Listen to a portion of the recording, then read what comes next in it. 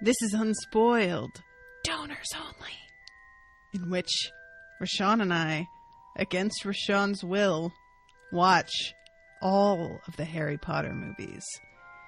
In this episode, we discuss movies 1 through 3, The Sorcerer's Stone, Chamber of Secrets, and the lauded Prisoner of Azkaban. It's lauded? Oh, it sure is. Ah, that. Welcome to Unspoiled.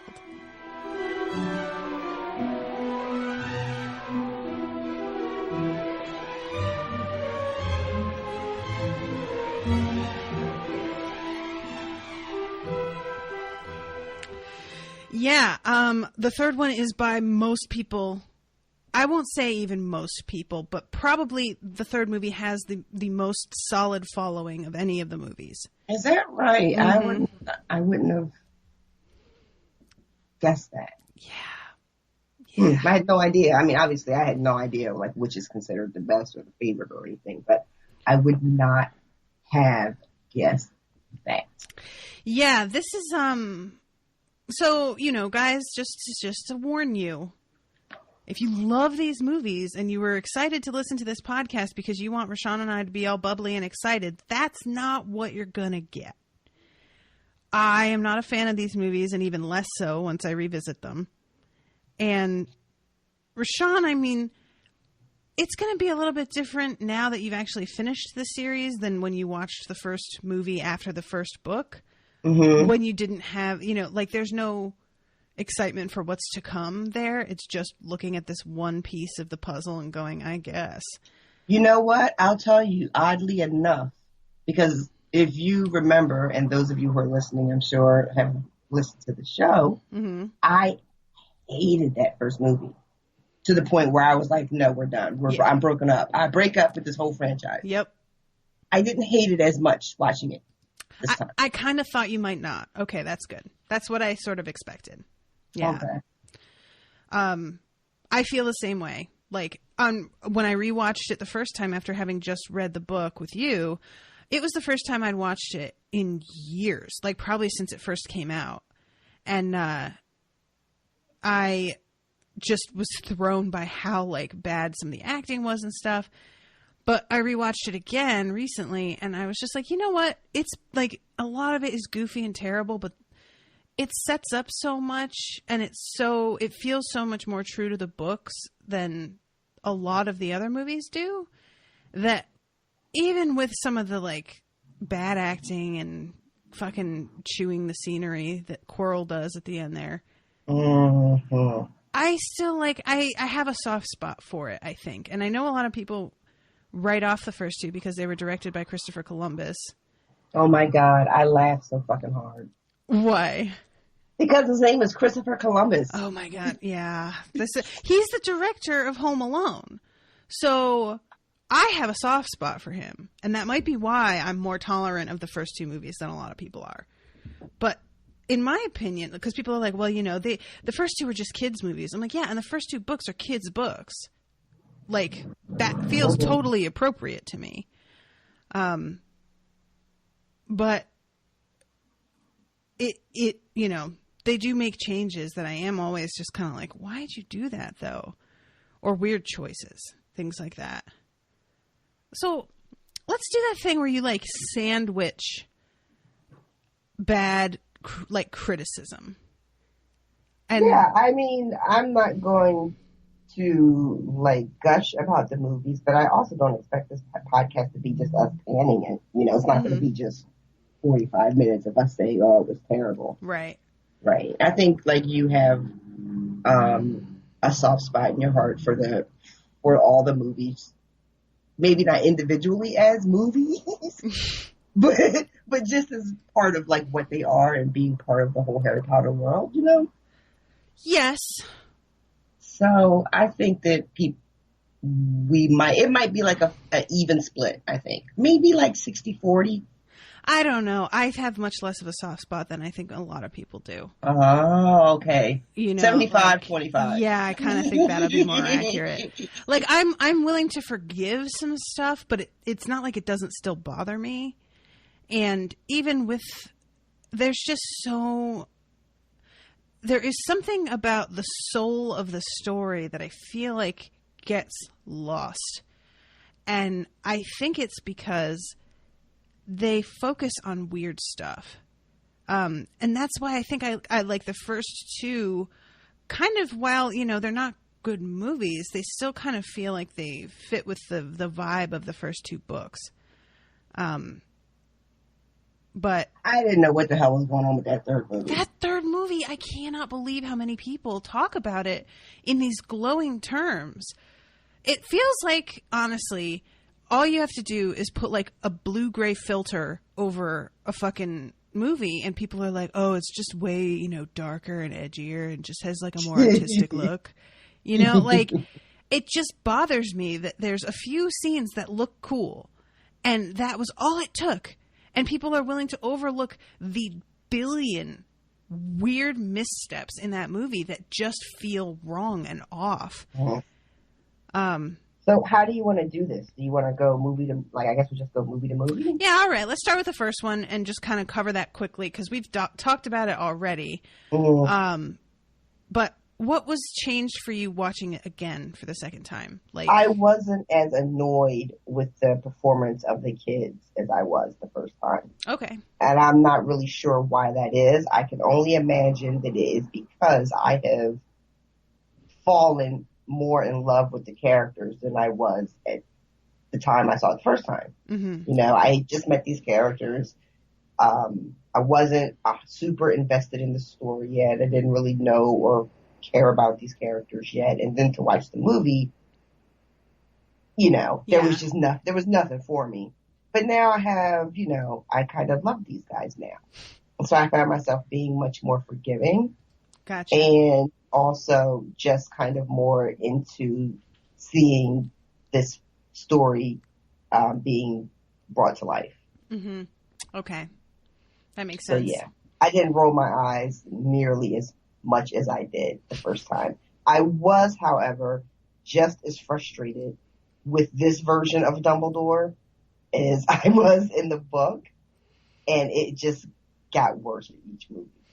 Like at one point, he's oh my God. What? He's just he's so bad at his job. Yeah, you know. Oh man. And somehow seeing it on the screen, watching him make these decisions, and I know we'll get to the third one, but by the third movie, I'm just like, Yeah, the third movie is a completely different actor, first of all.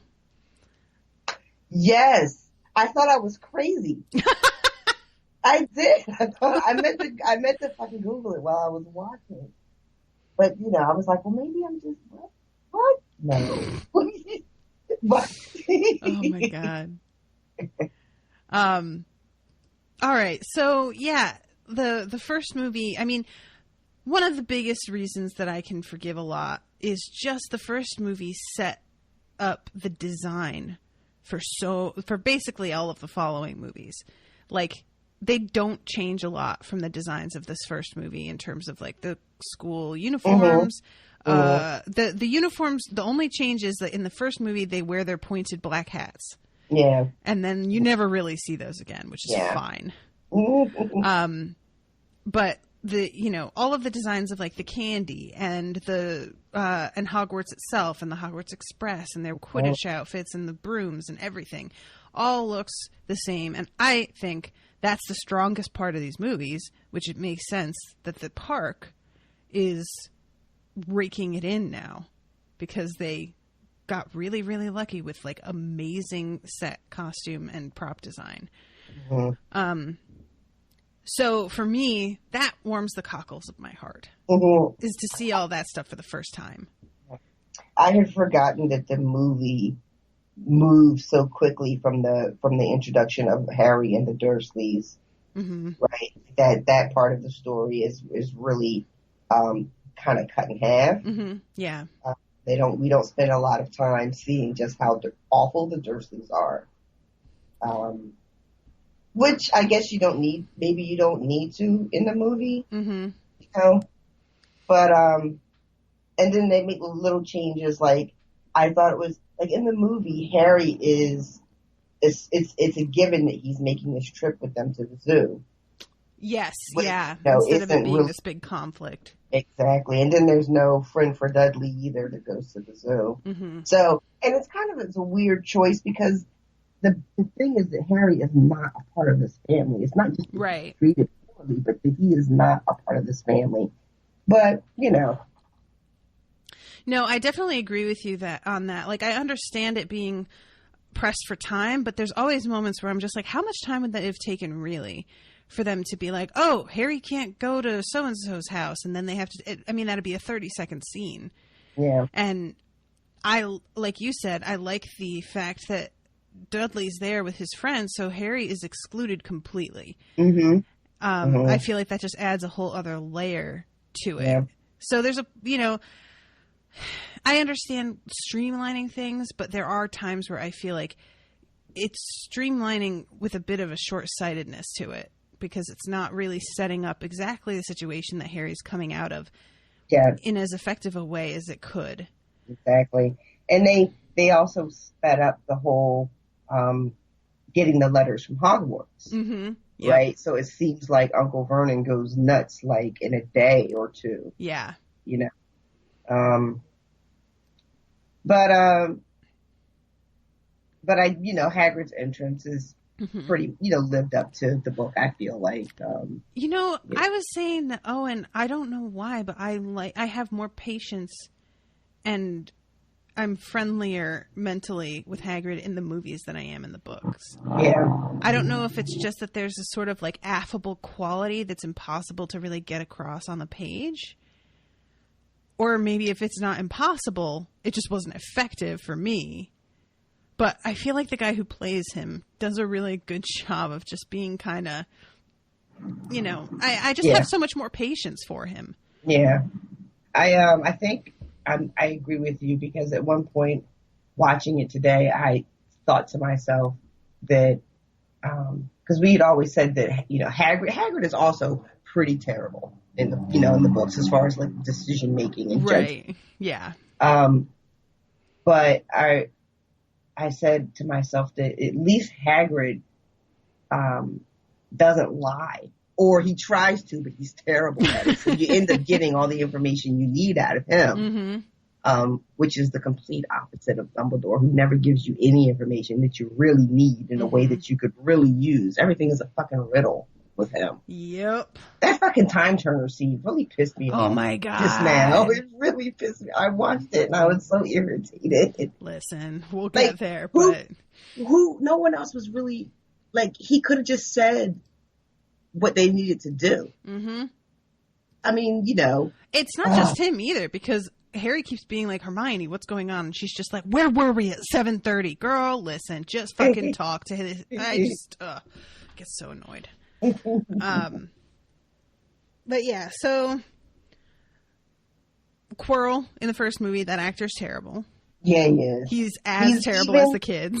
He's terrible when he's being like stuttery, timid, meek Quirrell, and he's terrible when he's evil, two-faced Quirrell at the end. Yep. He's Agreed. just, yeah. I don't know what that casting was about. Like, somebody looked at him and saw his demo and was like, yeah, that's Quirrell. That's the guy I want. And I'm like, but why though? Is that actor from anything else? I don't remember seeing him. I'm sure he's been in stuff, but vaguely familiar to me, but I couldn't quite place him. But yeah, I don't know. Maybe he was somebody's cousin or something. Mm-hmm. Or maybe, you know what? I don't know, because I don't know when these movies came out, right? Mm-hmm. I imagine the first book was a huge success almost immediately. Is that right? It was like a phenomenon, like right out the gate. Is that? I'm really not sure. I didn't find the books until the fifth one. Like I was late, so I don't know if it was kind of like they didn't know what this was going to be, and so maybe they weren't as selective. Mm-hmm. Maybe. Like, why did they change Dumbledore's? The actor died. Yeah. Oh, okay. Yeah. Because Yeah, the later Dumbledore is like fine, but he just doesn't have the kind of vibe to me that the first one has, that feels true. Like there's something about the new Dumbledore that feels a little bit too like winky. Like he's sort of, there's a smugness to him, I feel like, that that Dumbledore actually is smug, but it just doesn't show a lot of the time until you get in a conversation with him. And I feel like this guy has it out there. There's just something about him that does not feel like warm to me. But so yeah, I was bummed when they had to switch Dumbledores. Okay, second movie. You were getting really frustrated at how long these movies were, but then you totally disappeared because you got actually engrossed in the final scene. Oh, yeah. I was kind of like half watching, to tell you the truth, all of these movies. I mean, I had them on and I was paying attention, and then I would get like kind of distracted. Yeah. But then when the basilisk scene happened, I got like it didn't look as great as I wanted it to look, but the basilisk, but it was still a pretty good scene. Mm-hmm. And I really, really, again, with the design, love the design of the Chamber of Secrets. Oh, it was great. Like, even down to the fucking sinks that lead down there. The way it's got the little snake on the side. Yeah, and the sinks, instead of them being like lined up against a wall, because in the book they're lined against a wall and just one of the sinks sort of like sinks down into the floor, pun intended, out of sight. But in the movie, the sinks are there are 8 sinks around a pillar, like an octagon, kind of. And the whole thing, all of the sinks, like, and the pillar sink into the floor and become a staircase. So it's, I don't know. I just thought that some of the ways that they change how things are supposed to look are so much more imaginative in a way than they are in the book, which is kind of surprising. But yeah, I was a big fan of that, and all of the snake, like the stone snakes that are lined up. Yeah. Was that in the book? No. The description that they were all lined up against the wall like that? Nope, there is nothing like that. Yeah, that was pretty cool. And then the big sort of I don't know what that was, like the big face at the end. Oh that the snake comes out of. Yeah. I think that's supposed to be Salazar Slytherin. Oh. Yeah, I was when the scene happened, I was like, this is really ornate. Like, I don't remember all of this happening. Yeah, exactly. Cool. Exactly.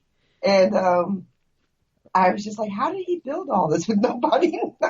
Like, in the book, it's just kind of like a weird sort of cavernous area under the school. And I'm like, okay, yeah. Right. Someone could totally pull that off. But this shit was, like Brandon Builder was down there. What did you think of Gilderoy Lockhart? I feel like that was pretty perfect. Right? That was pretty fucking perfect. Yeah, that's one of the good things. That movie has some faults, but I have to agree with Owen's assessment. He feels like that movie gets a lot more flack than it deserves in some ways compared to other movies. And there are some things that they just did really, really well, and Gilderoy is one of them. Yeah. There goes some good casting. I love his wardrobe in this. Oh my god! Like, he's always got a cape on for some reason. Mm-hmm. Like, I only even remember seeing him really in robes, like when he's maybe teaching the class once. But every other time, he just kind of got a cape on. Mm-hmm. Yeah, he's I mean, this is always something, as somebody who went to school for this stuff for a while, I always think about, what character are you going, oh, I cannot wait to design this stuff. And he is somebody, I mean, all of his robes in the book are described in these terms of like shocking pink and robin's egg blue. Mm-hmm. And the way that they actually came to life, they're gorgeous. They're they just really are stunning. There was, because in the books they tell us that he's got all these pictures of himself, right? Mm-hmm. Like winking and smiling and all that shit. Yep. And there's, I don't know if it's called out specifically in the book or not, but there was a portrait of himself in the movie. It's a portrait of himself looking at a portrait of himself. Yes. Correct. It was so good. Oh my God.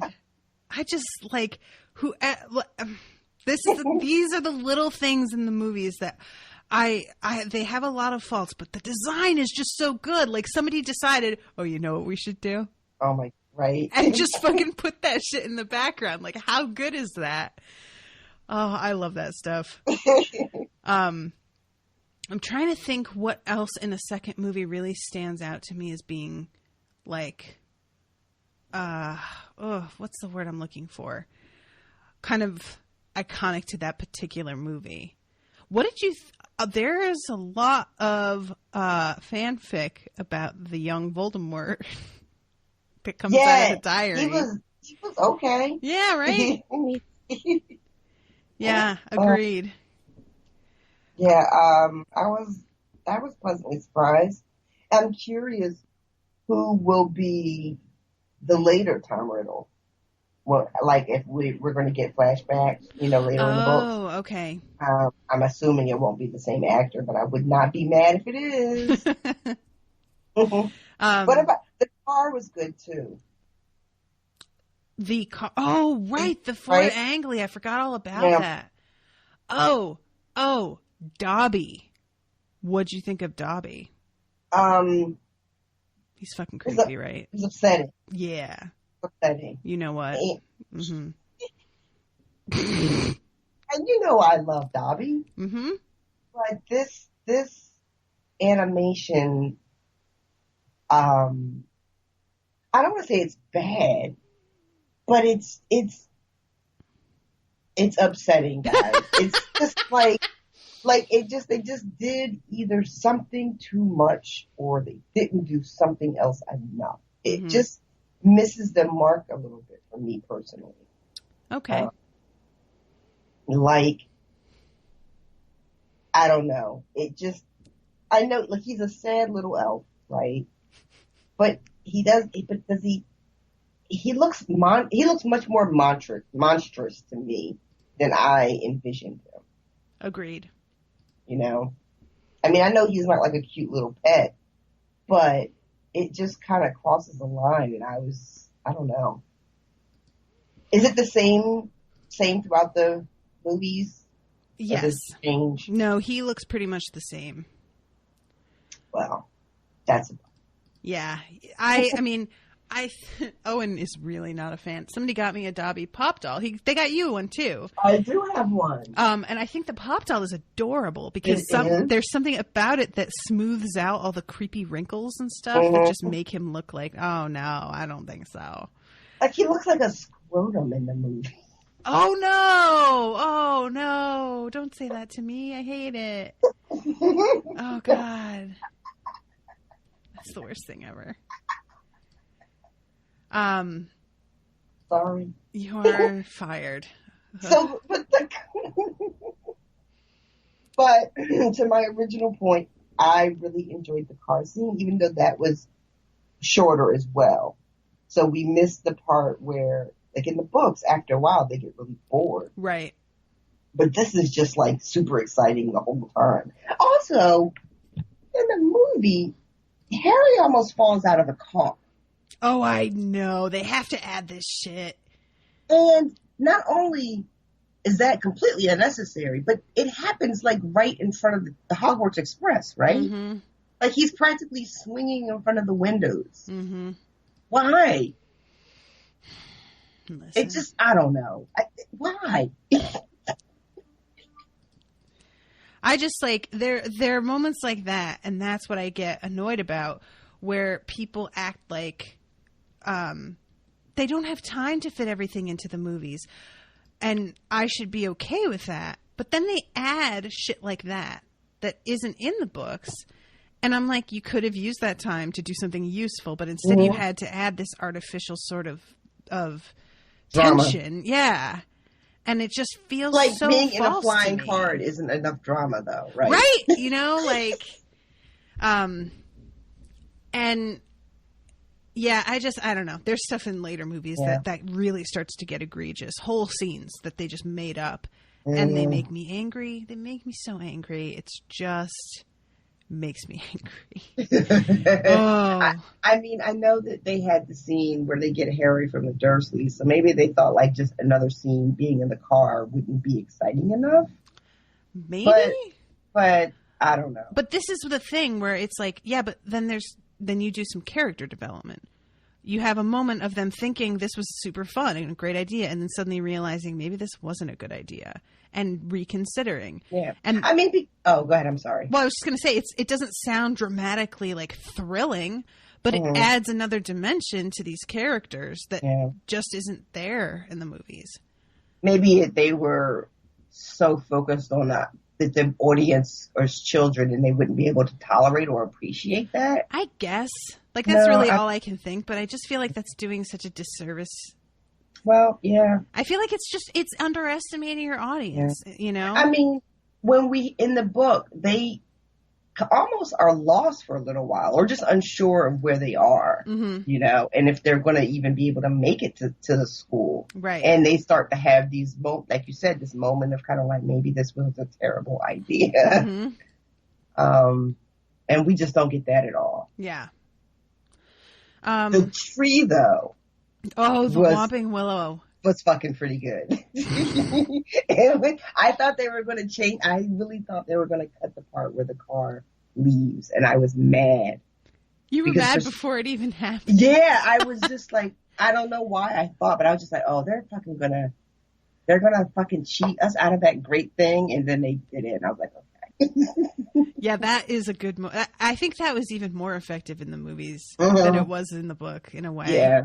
When it starts dumping out all their luggage and shit. It's just like, I am fucking done, you shits. Take your fucking bags, I'm out. You know that gif where the like, it's like an old black and white movie and it's like Godzilla or something. He's like, fuck this, fuck that, fuck this thing too. Oh, yeah. The other thing that I kind like, again, small thing, but I feel like personally, like I don't get, because, okay, all right, let me back up a little bit. So we were just talking about adding moments for the sake of drama that feel like unnecessary. And then there are times where I think something lends itself perfectly to drama, but they decide not to do it. Peeves being one of the things. Like, Peeves is the perfect comedic relief, like anxiety inducing. Like, he is, I think, a very cinematic character. He comes whooshing out of nowhere and drops in front of your face and yells at you about some shit. And yet he's not in the movies at all. He rings the alarm at like the most, inopportune times. It's a really weird choice for me that they didn't include him. And I honestly can't imagine why. I don't know. Like, I don't really get it. They include all the other ghosts. Yeah. I guess they do. Yeah, they do. Like, you don't see them all right away, but eventually you meet almost all of them, I think. So, yeah, there's the moment with the Howler, and after she finishes screaming him in the books, the Howler bursts into flames. But in the movie, it just, like, kind of shreds itself into, like, confetti. Yeah. And that's one of those things where I'm just like, why, though? Yeah. I mean, something that angry, it makes total sense that it would go up in flames. And that feels like a way more dramatic moment to have in a movie. Yeah. Oh, my shit just is on fire, you know? And then, and then it's fine. You know what I did like? When they all go to fucking Diagon Alley and we meet Lucius the first time. Oh, what'd you think of Lucius? But he's really well cast, I thought. I thought he was perfect. he doesn't. He was just really smarmy. Yeah. But doesn't Arthur hit him in the books? Don't they get a fight? Get in a fist fight. Yes, they do. Yeah, there's no fight here. No.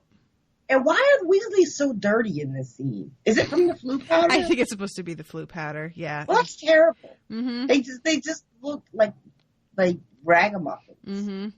If you travel by flu powder and that's what happens to you, why don't you have like a wet nap in your bag? You know, like you're just gonna walk around the city all day shopping looking like that. Why? Oh my God. It was just weird. Yeah, and then again, can we sacrifice Harry almost falling out of the Fort Anglia for a fist fight in the bookstore? Because I'm fine with that. Yeah, same. I would much rather watch the one than the other. Mm-hmm. And he really needed to be punched in the face. The fact that he gets those jokes off and gets to walk away, and Malfoy gets to make like that weird mean mugging face, with no consequence. Why would you take that from us? And why would you take it away from Arthur Weasley? That's a really neat extra dimension to his character that he's willing to throw down if somebody pushes him far enough, you know? Like, I feel like that really gets lost. Yeah. He's, I don't know. It's again, a weird choice. And all I can think is maybe kids movie? But I don't know. Whatever. It just, I don't understand why they would take that out. Yeah, so I'm sure that we'll think of something with the Ginny Weasley. We meet her here for the first time also. That's so cute when she comes running downstairs and he runs right back away. She gets that look and she's like, bite! And just fucking scampers. Yeah, it's cute. And a little girl that's playing her is really adorable. Agreed. Yeah, I definitely. And she's the same Ginny the whole time also. Oh, okay. And she really grows up with the series, so she's perfectly age appropriate the whole time. Myrtle wasn't what I expected. Why or why not? You know what? This is going to sound really shitty, but she was much prettier than I expected. Oh yeah, is that always the way? Hermione is prettier than I expected. Everybody's better looking when it's a woman than I expect them to be. Her whole deal, is that she's supposed to be, so terrible and pathetic and, and a target of bullies and unattractive and all. And so she wears glasses. That's the thing. Okay. Listen, preaching to the choir here, girl. Yeah. I agree with you on that. Yeah. I guess. Also, I think they changed cats. Filch's cat changed. And I know they can't use the same cat for each movie, but, isn't it a wildly different cat? That I can't honestly say I noticed. I feel like at one point, maybe in the third one, he's holding her. And I'm looking, and I was like, when did she become a long-haired cat? What? Yeah, I didn't even notice that. Oh, okay. Yeah. So, it's nothing. I'm looking that up now. I'm trying to look it up too. Mrs. Norris cat change. Maybe I'm being crazy. It's possible, guys. It's very possible. But I could have swore at one point she's in a hallway and she's like a short-haired tabby cat. And then he's holding her in his arms and she's like a long-haired cat. Most of the pictures I'm seeing, she's pretty fluffy when I look her up. Yeah. It's possible you saw Professor McGonagall? No. Yeah, no, I'm seeing only the one who is adorable. BT Dubs looks almost like a Maine Coon a little bit. Yeah, these pictures of her are really cute, but I don't know if. Oh, now these pictures are going off into other cats. What was I gonna say? Filch is my fave. His casting is just so good because that's fucking Walder Frey.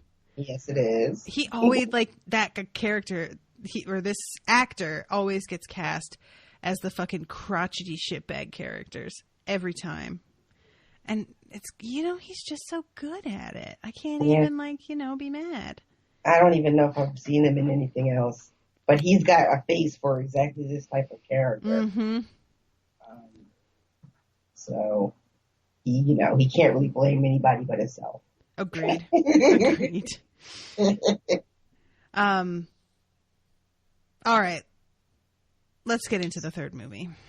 Because this is the one that I kind of want to talk about the most. But what? If you had something else? I was just trying to think if that was everything for Chamber of Secrets. But I guess it is.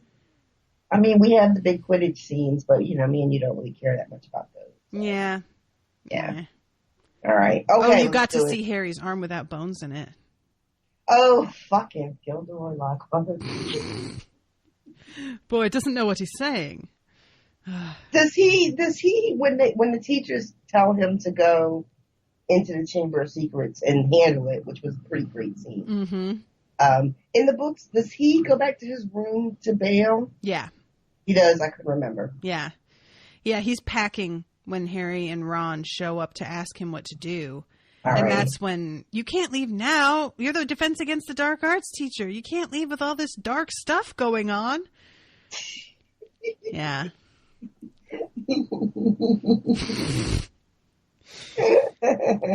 Does he confess his whole deal right there in the bedroom in the book too? No.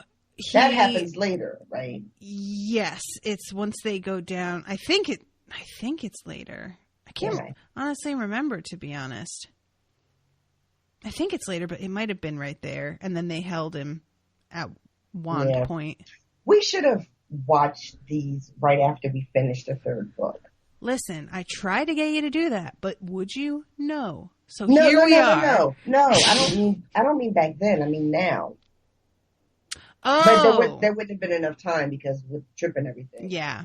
But, because then I would remember more from the books and be able to, compare it to the movie, right away. Gotcha. Yeah. But anywho.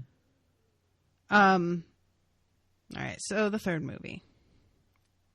I mean, I've already said that when people say that this is their favorite one, I judge them a lot. Their overall to this movie, for me, there is a hectic, frenetic vibe that makes it really unpleasant to watch. I don't know if you got that. I didn't get that it was frenetic. It was. Someone said that it might have been you, that it was cartoony. There's definitely that. And that struck me. I got that right away. It felt like the whole movie. It was, even at the beginning, starting with the fucking aunt, they do this weird thing where that's happening. That Harry is furious, right? Yeah. And he does this thing and she starts to blow up, and it's like a really tense moment in the book, I thought. Mm-hmm. It was like a pretty serious moment. But here it's I don't know what they did, but it was took all of the tension out of it and tried to make it a comedic moment. Yeah, it was like a joke. Mm-hmm.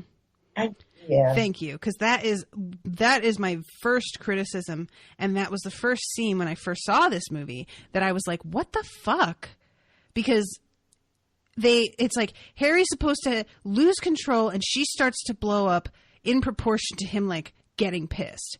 And here he starts to get pissed, and then the camera goes to her very, very slowly. Oh my God, blowing up forever. Right? And you have this horn music that's just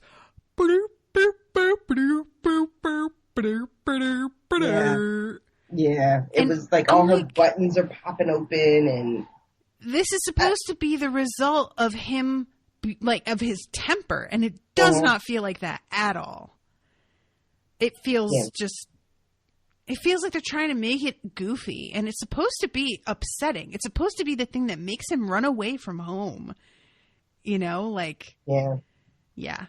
And even the Dursleys' response to this, which in the book I think was like horrified. Mm-hmm. Because, what the fuck? What the fucking fuck? Yeah. But here, when she's floating away, they have Petunia waving at her. Oh my God, I didn't even notice that. Like Vernon drops to his knees and Petunia has like a napkin or something and she's like waving as Marge floats away. I do remember that Dursley's just watching the TV, eating, and like ignoring the Dudley? whole thing. Yeah. He starts stuffing like cake in his mouth and watches a cartoon or something. Mm-hmm. I mean, I don't know. I just felt like they completely undercut the whole vibe of that scene. And also the fact that she floats away outside, where that is like a really big deal to just like have that happen and act like that's a joke. Yeah. I was wondering, I was watching it and I was like, oh shit, she's just floating away over town. Mm-hmm. Did that happen? Right where anybody can see her. Yeah. So yeah, that like this movie was like one of the because the first two I didn't really like very much, but I still felt like I said like it got the vibe, and this one was where I was starting to be like, what are they doing? And I mean, I said this in the group. They have Harry's whole like beginning like of this movie. The plot line is that he ran away because he knows he's not supposed to do magic and it's illegal. But they start the movie with a scene of him practicing spells under his covers. Yeah, that's right. Like, what are you doing? The whole, like, that's the whole plot of the second book, too, in the beginning, is that he gets a warning because Dobby performs magic. How are you going to just, like... That makes me really angry. And I see so many justifications for it. Like, there was a YouTube video today that somebody sent me that was why the third movie's the best. And every single point that got brought up, I was like, I completely 100% disagree with this. And there were comments at the bottom and somebody brought that up. How is he practicing spells when that's illegal? And somebody tried to be like, oh, well, Fudge like kind of tells him that everybody has a soft spot for him. And I'm like, how can you say that when just the last movie starts off with him getting a warning letter?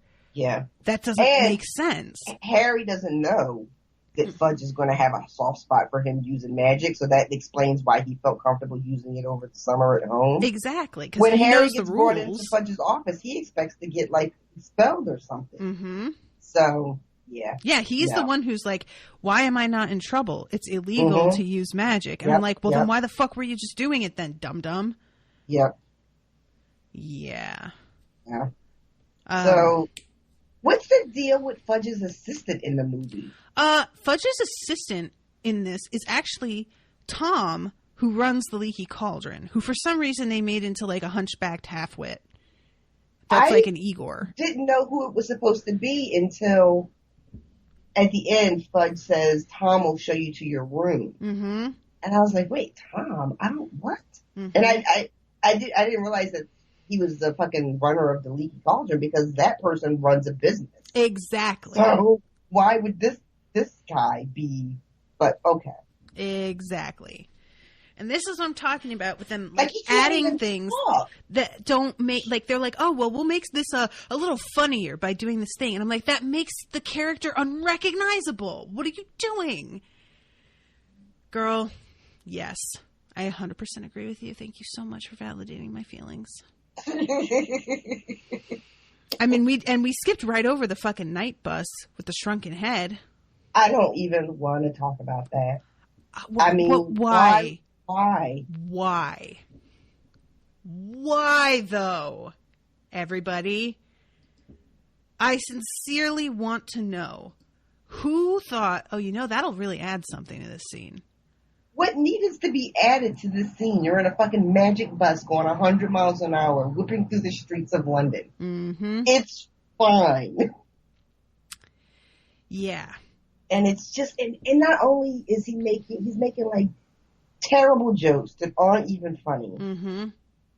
And then the fact that they've got him in this bananas West Indian accent Ugh. with, I guess supposed to be dreadlocks. Yeah. I mean, just, Yeah.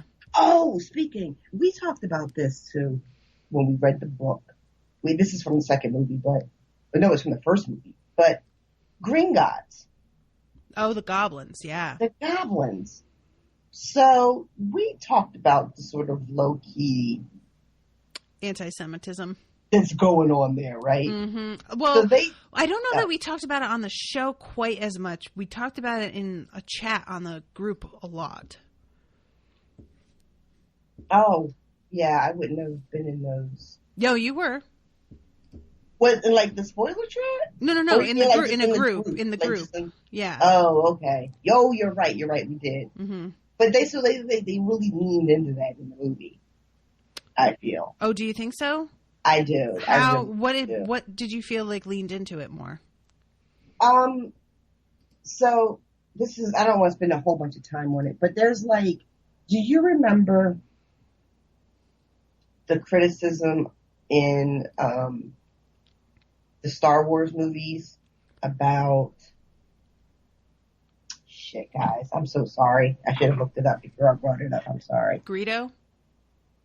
Oh, I won't know anybody's names. Oh, okay. But whoever owned Anakin. Yeah. I'm pretty sure that was Greedo. Yeah. And I know they're like, what is his name? Greedo? I think it is. Greedo.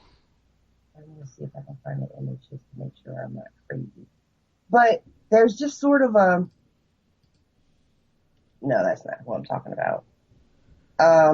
There's just a thing with like the noses and Greedo's the one that he shoots, first. Right? Yeah. There's just like a sort of a very kind of thing with like the noses, especially, and Watto. Like, faces, and it's Watto. Watto. Are you already looking at him? Almost. Okay, now I got him. Yeah. All right, so you see where I'm heading with this. Mm-hmm. And I remember reading or watching like a documentary years ago about fucking Nosferatu and the vampire. Right. And the history of why he was portrayed that way, with like a kind of like a rat face and a long nose, and it was really like steeped in anti-Semitism and like kind of like making out like a caricature of blood-sucking Jews and all, and shit. Yeah, there's just this thing, and I'm sorry guys, I'm not super knowledgeable about it, but it's a thing. It just kind of exists out in the ether, Okay. And so when I was watching the Goblins, I was just like, oh man, don't do that. And then having them be the bankers, and Hagrid says this thing about how they're very clever, but you don't want to cross them or something. Right. And I was just like, oh man. Yeah, this is the kind of thing where it's like a really gray area for me in terms like I am not going to defend J.K. Rowling's choice because I don't know anything about, but I also, it's like a traditional portrayal, and the traditional portrayal is steeped in racism. So yes, it is. I'm like, was she aware of that? I want to think she wasn't, because I had no idea that this was a thing. Mm-hmm. Like, until somebody brought it up in the group, and once we mentioned it, you were like, yeah, I did think of that when we were reading it the first time, but I just didn't want to say anything about it. And it had never even occurred to me. I had no idea that was even a thing. Anti-Semitism is something that I am not trained to see the same way as other types of racism and bigotry. Like, it just, a lot of the dog whistle stuff that is associated with it goes right over my head, and I have no alarm bells associated with it, I mean, for the most part, I'm the same way. I mean, I only know what's been brought to my attention. You know what I mean? Mm-hmm. Like, I'm just saying, like, it's just stuff that I wouldn't I'm not sensitive to naturally. Right. But when it happens and you see it, you're just kind of like, oh, that's that thing again. Yeah. But I don't mean to suggest that I believe that she was invoking that imagery on purpose or intentional. You know what I mean? I really can't speak to her intentions, but it's just, it's just like this weird kind of undercurrent that runs, and we all tap into it, whether we know it or not. Right. But yeah, but that, and then the fucking night bus shrunken head deal, just like, why though, guys? Especially, like, at least with the goblin stuff, you're like, okay, this is from the books, I guess. Like, it sucks, but there it is. The shrunken head thing, they fucking decided to add for whatever reason. You know, like, this was nobody wanted this, guys. Yeah, I mean, I don't know what else to say about that. The kid playing fucking Stan was gross, but I feel like he wasn't gross enough. I was like super impressed by how good he was at being this like fucking doofus. Yeah. I wish that, I don't know, I kind of want Stan to like be more of a thing just because this guy was so funny. When Harry is looking, like, he's right before he's about to step on the bus, he's looking back at where Sirius had been just a moment before. And sticks his head out. Just like, that is some good comedic timing, guys. Yeah. What you looking at? What'd you fall down for? I didn't do it on purpose. Well, get on then. Let's go. So irritable. Oh, and they wasn't there an old lady on the bus that needed to get her stop or something in the book? Yeah, Madame Marsh. And she's like greenish, and it's sort of implied that, you know, she could be greenish because her name is Madame Marsh. Or she could be greenish because she is sick because the night bus is horrifying. That's the other thing, too. It was, I mean, the scene was fun, with the exception of the shrunken head, you know. Mm-hmm. But, well, no, actually, I did like it. I was going to say it wasn't as harrowing as it felt in the book. But you know what? I'm going to take that back. Because Harry does smash into the glass like 2 times.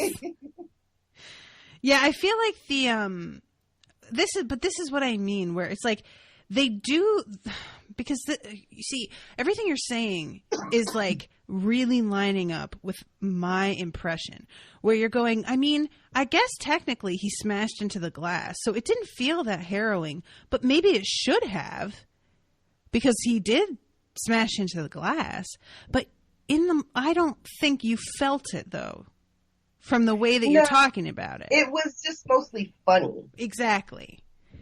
And that's the kind of thing, I feel like these just don't, they go through all the mechanics of showing you the thing they're supposed to show you, but a lot of times it doesn't connect for me. It doesn't have that like sincere, it doesn't provoke a real reaction in me. I feel very detached from it while I watch, you know?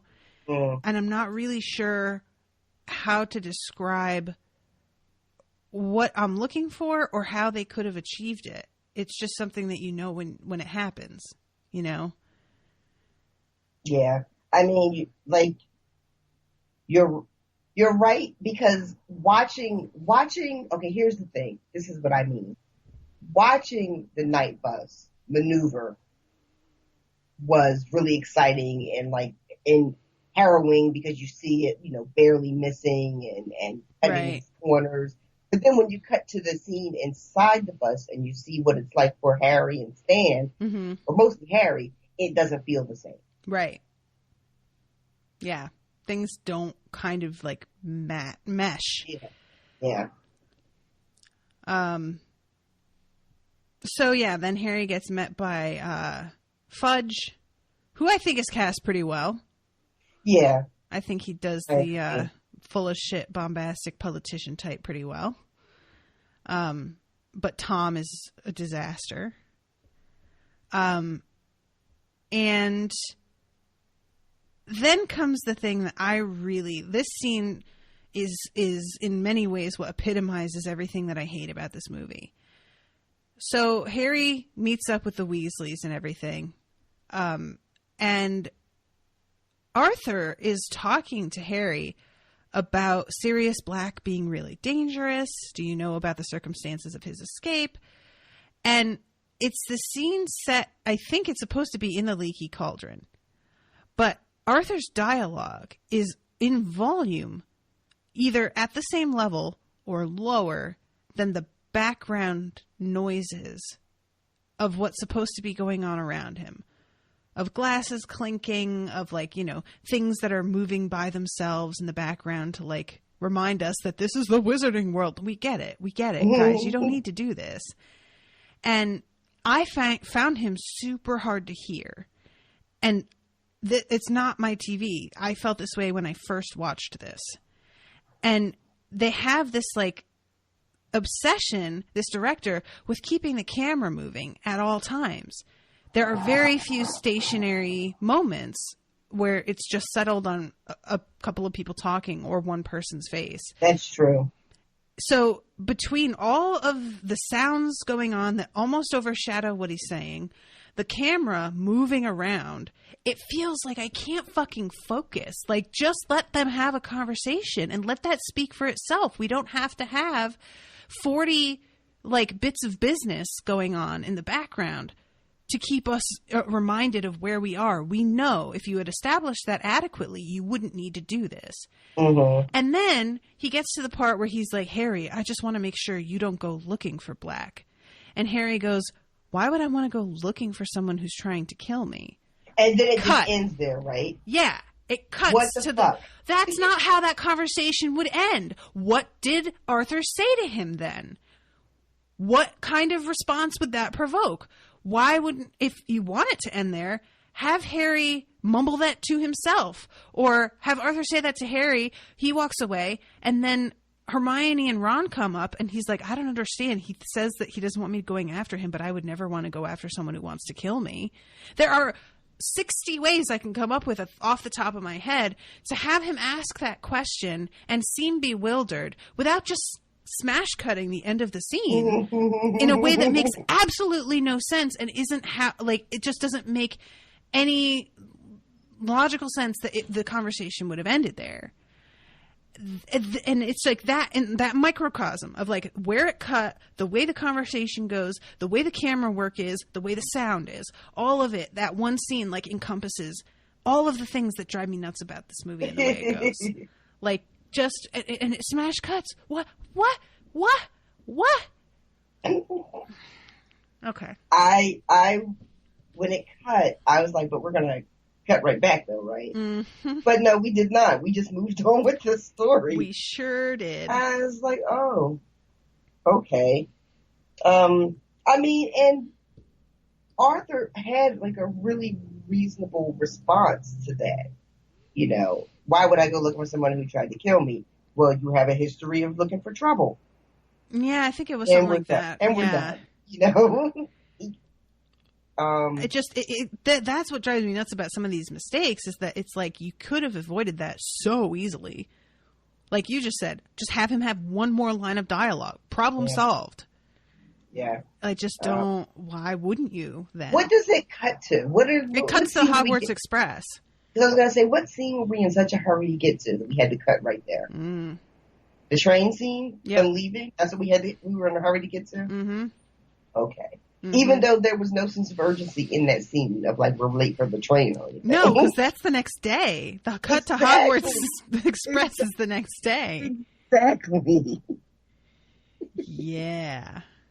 So, if they had been having this conversation on the way to the train, and then a train whistle blew, and now there's no time to talk. Yeah, somebody closes the door in Harry's face, or he gets pulled away, or this is what I'm talking about. We have the two of us, not professionals, can come up with a bunch of reasons why this could have worked. And yet they just don't put the effort in. They just do this thing that's really lazy, and I don't get it. I really want an explanation as to why they make some of the choices that they make. So Hogwarts Express is one of the scenes in the movie that I really do like, because this is when we first meet the Dementors. Yeah. What'd you think? I was underwhelmed, and I know you were really liked them in the movies, right? I do. I think that's a solid yes. Like, I don't have. It's not like I have no issues with them at all, but I think mostly they're done to creepy effect. Yeah. Yeah, they didn't do it for me. Why? What was it?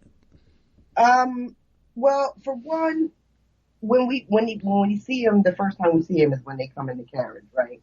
Yes. Well, the first, yeah, because there's the icing over of the windows and the water in like the bottle that's sitting there. Mm-hmm. Which was very cool. All the stuff surrounding how you know that they're around is really cool effect. But the door opened and it looked like, I thought that they were like hooded. I don't know why. That's maybe my fault. I mean, they are hooded. Well, yeah, but it looked more just like there was a sheet over their head. Like a black sheet. Okay. You know? I mean, it's a shimmery sheet, but, you know. Yeah, it just looked like a skinny guy with a black sheet over his head to me. Okay, I get what you mean. Especially in that scene. Later in the movie, when we see them kind of floating around, the effect is much cooler. Mm-hmm. But in this particular scene, I was underwhelmed. Yeah, I'm looking at the pictures online, and I see exactly what you mean. It's like they have a much more distinctive head, and part of the whole thing of what's creepy about them is nobody knows what's under a Dementor's hood, because whoever has experienced that has suffered the Dementor's kiss. But here they don't have that, so there's yeah. And it's like from what I saw in that particular scene, it looks like whatever is covering their faces or whatever's going on underneath there is like one long piece of material. Mm-hmm. So in my mind, I'm like, well, how do they do the kiss? Do they lift it up from the hem in the front and just pull it all the way out? They're flashing you at the same time. This is just undignified. I mean, goodness. You thought the kiss was coming from my mouth, but it's not. That's so horrifying. I hate you. Why did you do this to me? Oh my God.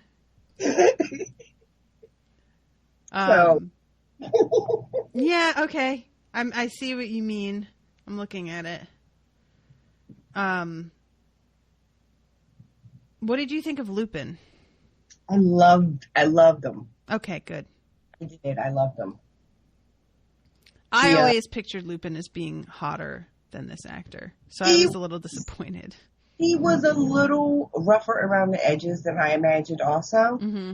But I guess it felt right, because he is supposed to be kind of ragged, right? You know? And he's supposed to not be well. Yeah. Well, not unwell, but you know what I mean. Mm-hmm.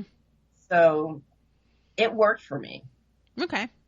And I still thought he was a little sexy. I did. I don't know what's wrong with me. Listen, I'm just not going to touch it. All right, I'm leaving it there. So once we get to the school, though, this shit goes off the fucking rails. All right, so lead me. What did you find to be off the rails? All right. Well, so the first exciting thing, and I might be skipping stuff, but I feel like the first thing that I was really looking forward to seeing, because I had seen the still of it. You sent it to me when we were doing the book. Mm-hmm. So I was really looking forward to the Boggart, the defense class. Oh, yeah. Right? And it was great. You know, it was fun. Like fucking Neville was everything I needed to be. Snape in his grandmom's dress was everything. So that was fine. And Ron's deal was good, and Parvati's thing was okay. And then it was Harry's turn. And I thought that scene was Lupin was afraid it was going to be Voldemort was going to be Harry's worst fear. Mm-hmm. But it was a Dementor. Yeah. And then Lupin, like, jumps in to stop it. Mm-hmm. And then, like, class was over. Listen. That's not what happened. Did you see my comment on the Facebook group on this? Because you're bringing up, like, practically everything that I was commenting on. I saw some stuff. I didn't read all of it. I saw the thing when you were talking about later when we talk about the Patronus, because that's also. Ugh, okay. So this moment, in the books, he doesn't even let Harry have a turn. It's not that he, like, jumps in front of him. It's that he lets everybody have a turn. And then as soon as it's about to be Harry's turn, he's like, all right, class dismissed. And Harry's like, well, what the fuck? And in this, it's Harry's turn.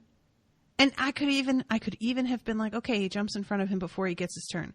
No, the boggart finishes transforming into what is clearly a Dementor. Obviously, it is done. It is completely transformed. And Lupin jumps in front of him anyway, even though it's very obvious what that is.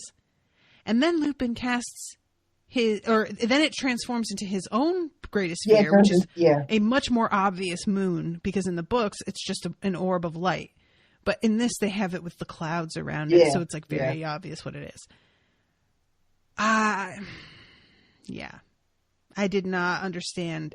And it's not like they just have the scene happen, because later Lupin specifically says to Harry, well, I thought it would be obvious that I was afraid it was going to be Lord Voldemort. Why even have that dialogue in there when we all just sat and watched it transform into clearly not Lord Voldemort? Yeah. Doesn't make sense. I mean, Lupin's, it wasn't like he wasn't paying attention when he jumped. Like, was his back to the boggart? No, he's watching it. All right, well then, I got nothing. I got nothing. And that's part of my problem, too, is like, if he had that fear, he would have stepped in front of Harry way before he does. You know? But they, like, let it go all the way. It's just, Yeah. So, like I said, I was watching it, and, I was also on my phone, and, I was trying to keep it along. And I think I missed something, because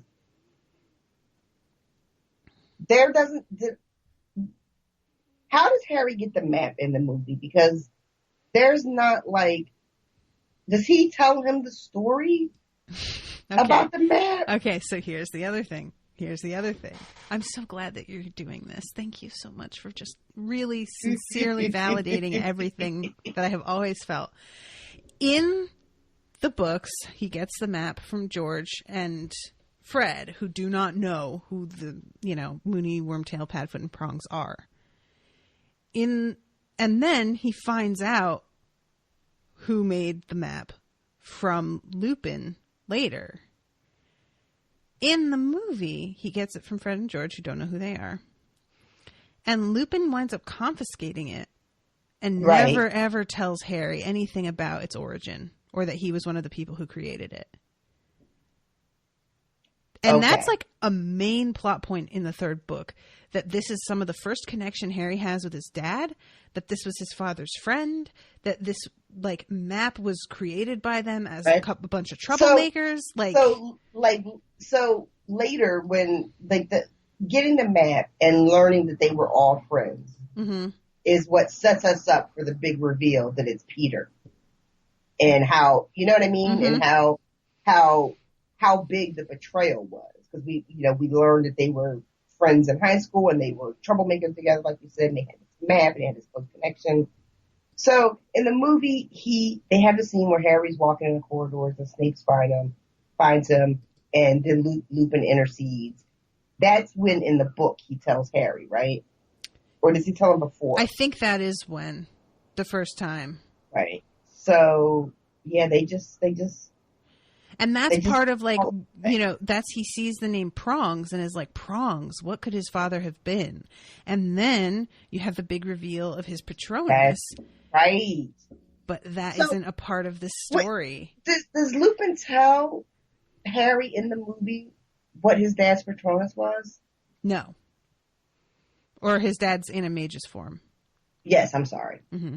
So then how does, remember, so later in the movie with the big scene towards the end, when when Harry thinks his dad is who saved him, Mm-hmm.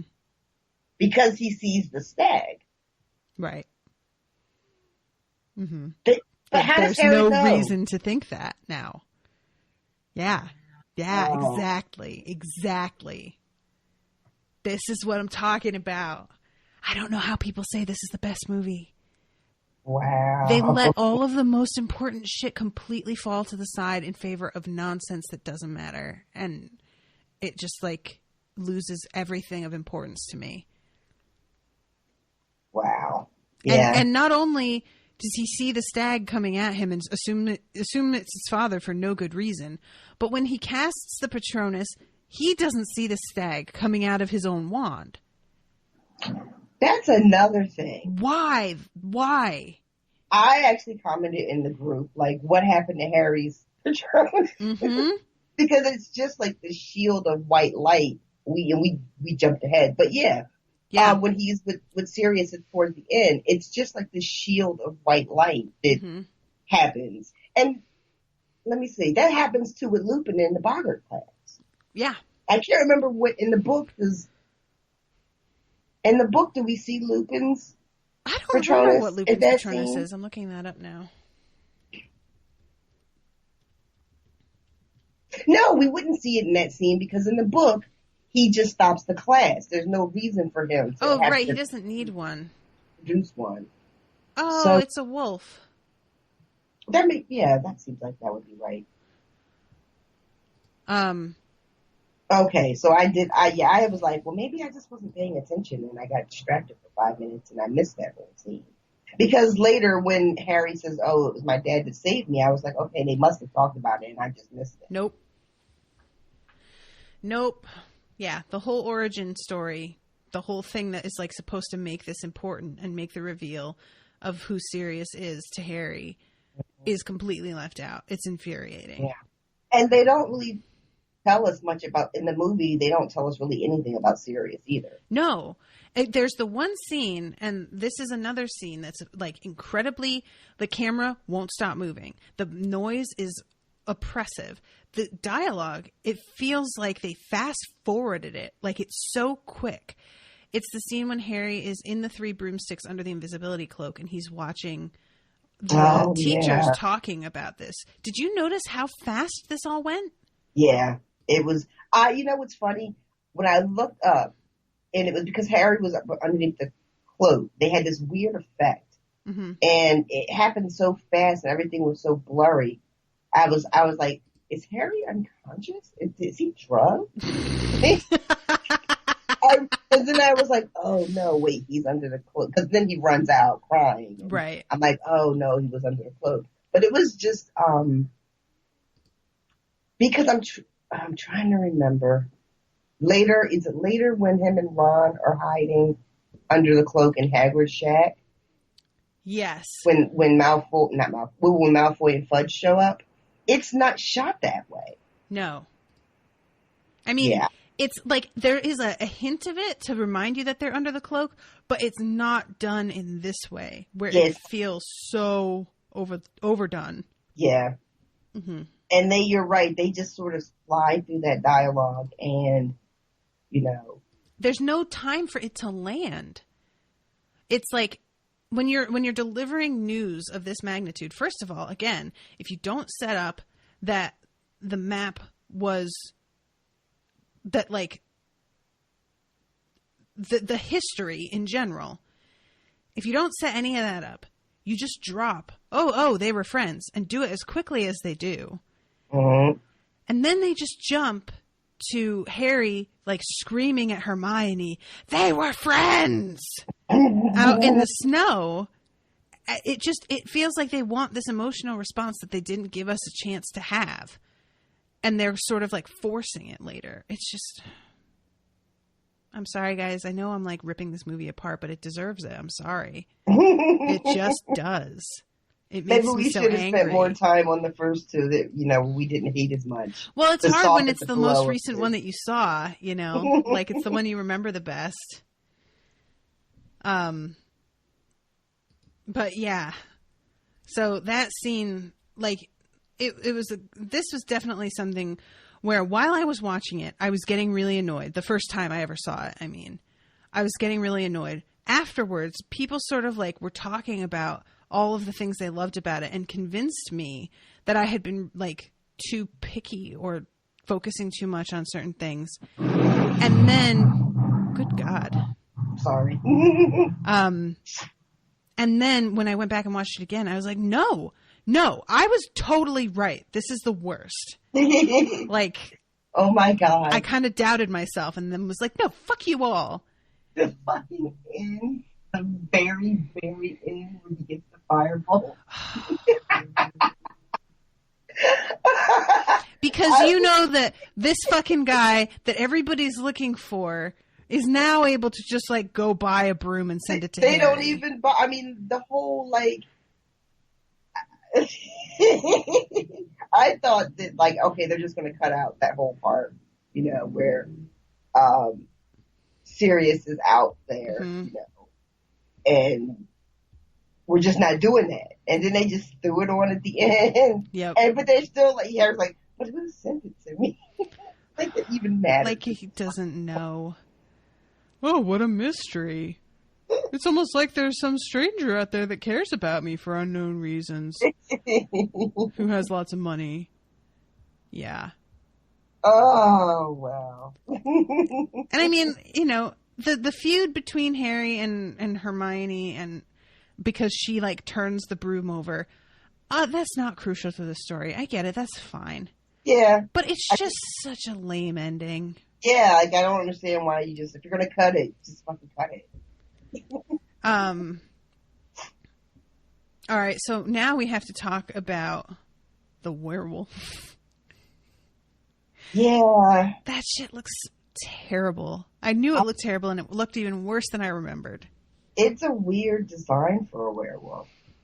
It's like he's got no hair. He's like very lanky. Yes, lanky is also a good word for that. You know, so when he finally starts like bounding around on all fours, it was a really weird image. You know, it was very alien. Mm-hmm. It moved like any kind of werewolf that I've ever imagined or seen. I mean, I don't know what to say. Yeah. Mm-hmm. I'm trying to think. I know that there was other stuff. Well, there's some stuff that alright, so not story related, but as far as like getting to see it on screen. I was not a fan of Friends. Let me mention that. Oh, I know that was what from were the other they movie, doing? but the girls are supposed to have a crush on them later. Who's gonna have a crush on that thing? I did not care for that at all. Why did they do that? But what I was gonna say before he just popped in my head was that I really liked Buckbeak. I thought it Buckbeak. Okay, cool. Beautiful. And so the scene in the magical care or the care of magical animals class where Harry has to bow to it, Mm-hmm.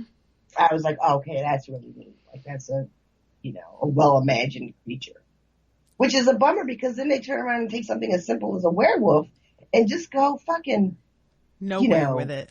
What? Why? How? Mm-hmm. Like, how can you do something so incredible with a creature that, you know, you're kind of imagining, you know, you have free reign on, and you have to kind of come up with something. And then you take something that's so fucking basic as a werewolf and just shit the bed on. You know? Yep. It's like they had two entirely separate teams working one thing. I cannot agree with you any more vehemently than I am right now. They had a good team and a terrible team. Yeah, I liked it. Like, so let's have a little bit of like a fan wank that the director has this really shitty loser brother-in-law, but he like promised him that he could work on a movie on a couple things with him. So like all of this stuff is gorgeous and designed really well. And then his shitbag brother-in-law comes in with this like half-assed God. sketch that he did while he was like high of this werewolf. And he's like, yeah, I don't want to use this. And his wife is like, honey, you promised. And it would really mean so much to him. Fine. That's all I can think, frankly. Oh, I mean... I don't know. I mean, that would explain it, certainly. Yeah, the question is whether or not you want to give that a pass. I like 10 years later, they're still arguing about how terrible that werewolf is every time they have a fancy dinner. There's like this one like corner of the forums that keeps defending it, and then finally the director realizes that the brother-in-law's got his username is in there, and he was the one who started the whole thread. This is you. You were what? That's not my username. My username is 42069 Weedhead 6. This is 42069 Weedhead 1. Totally different guy.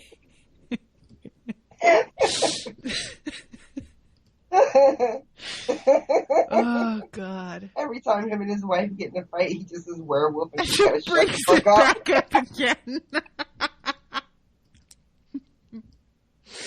Every time she's like, why can't you just trust me? I trusted you once. Never again. Oh, I love it. I love it. Thank you. Thank you for that. Needed it. So, okay. I'm trying to feel like, because I really think that there was something that I wanted to mention on this that I missed. And I'm trying to think what it could be. Well, I mean, for the movie in general, you mean? Yeah, just talking about some stuff in the movie, like over, because, I mean, people talk about, well, it had, a much darker look. Yes, they put a gray filter on it, yay. Yeah. I mean, it does look gorgeous. There's a lot of moments where it looks beautiful. Like when they're hiding in the pumpkin patch being a prime example. When, we got a quick scene, and maybe I fucking missed it in this. The horseless, well, what we think are horseless carriages. Right. We get like a quick peek at that. And I really wanted to see them. And I guess I'll see them in the next movie. Better, maybe. The horseless, no, because he doesn't see them until after Cedric dies. No. Not seeing the Thestrals, but just the carriages. Oh, they're not as much of a thing, really, until he finally sees the Thestral. Like, it's not, they're not focused on very much. Because there was a moment when when they're leaving the train and you kind of see them go by. Mm-hmm. And it's quick. And I was just like, aw, but I wanted to see him. But I'll just see them next time. So we're going to talk about I guess what's next is them following or Sirius attacking Ron. Oh, right. And the whole thing in the Shrieking Shack. What'd you think? There was not a lot of... I think we skipped the whole part where they come to execute Buckbeak. Because that's we kind of did. Yeah. Hermione punches Malfoy. Right. That was okay. I'm trying to think. I was going to say there's not a lot of Malfoy in this movie. No, there really isn't too much. Like, it's him getting slashed up and it's killed me. It's killed me. Which is very satisfying. I can't lie. Yeah, I guess. And I can't remember if he's not as much of a presence in the book. I felt like in the book he was always around, always getting a fucking... Oh, you know what, though? There's, no potions classes in this movie. True, yeah. I mean, the only time we see Snape in class, I think, is when he's covering for Lupin. Yeah, and we don't have Snape trying to, out Lupin to everybody by taking over his class. Yeah. I mean, he does the thing where he makes them study werewolves. He's 394, Oh, right. I forgot. Okay, yeah. That happens, but there's none of that backstory about... how Snape is making the potions for Lupin. Mm-hmm. Mm-hmm. None of that's in the movie, right? I don't think so. I don't think so either. So, Yeah, that's another weird choice. Like, Lupin's a werewolf, and I know when we don't really know it in the book until the reveal, but there's like weirdness going on where people are wondering what's wrong with him and why does he look so haggard and all. Mm-hmm. You know, there's just none of that in the movie. Yeah.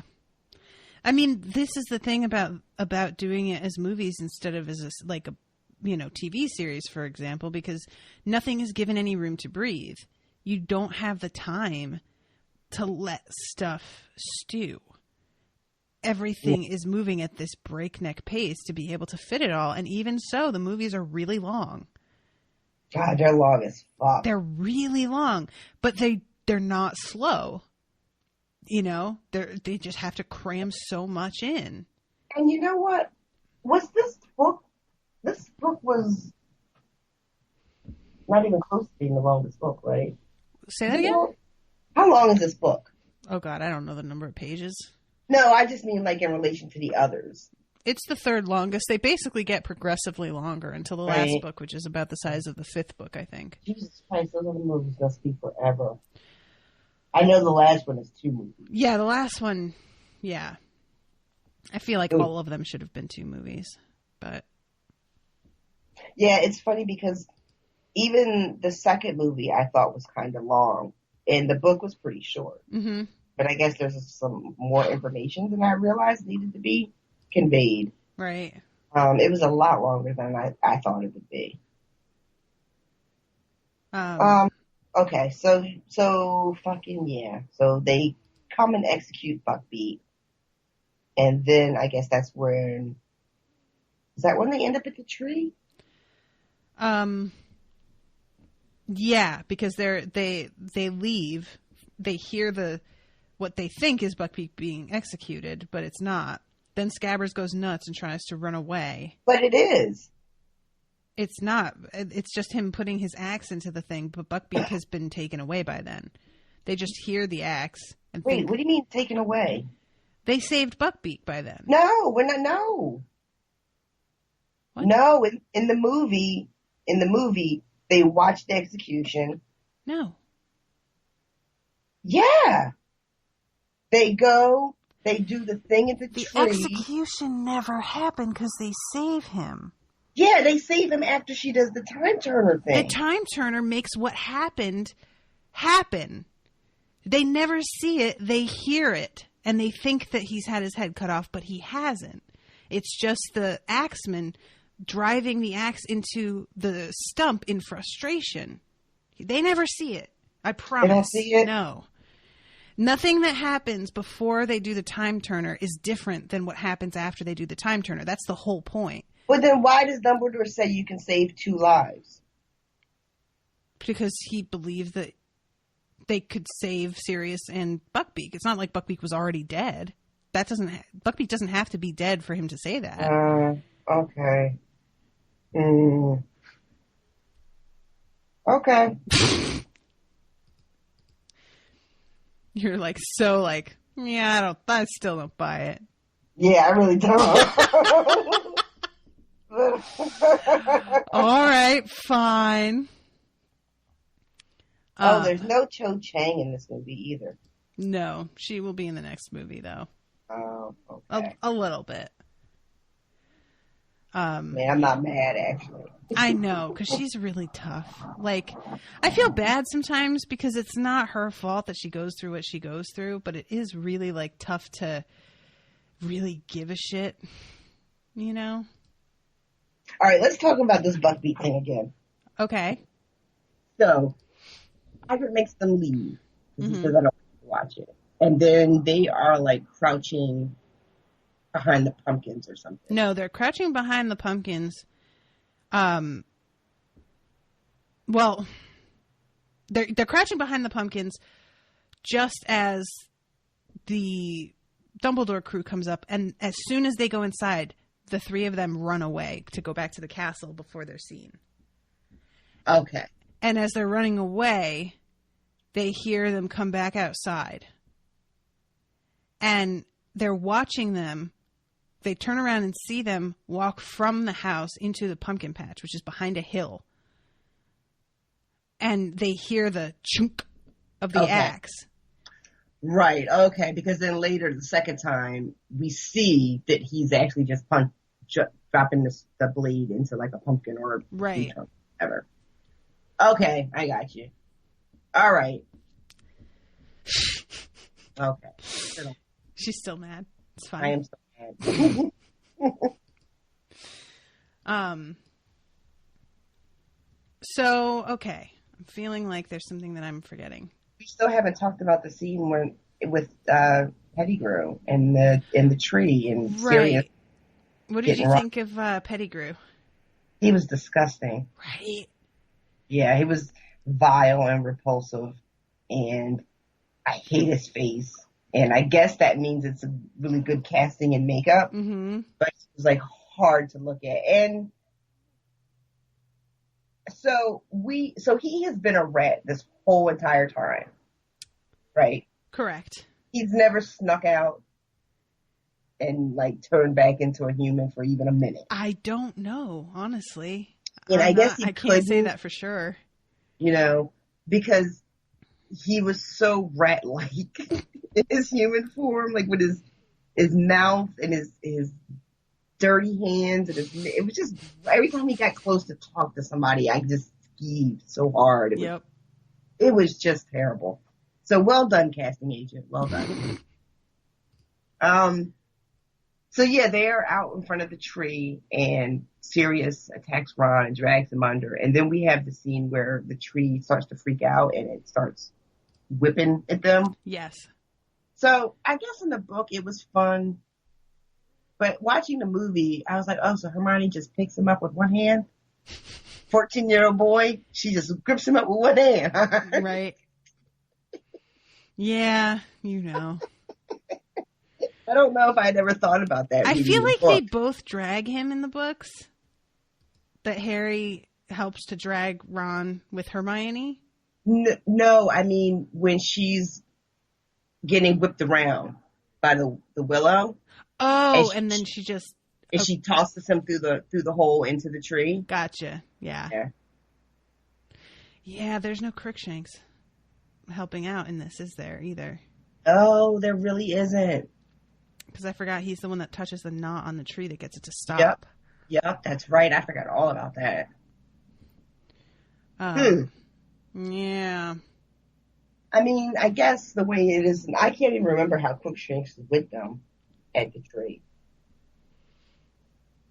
He just prowls around outside. He just like happens to be there because he's like out running around all the time. Okay. Yeah, no, she just tosses him right on in there.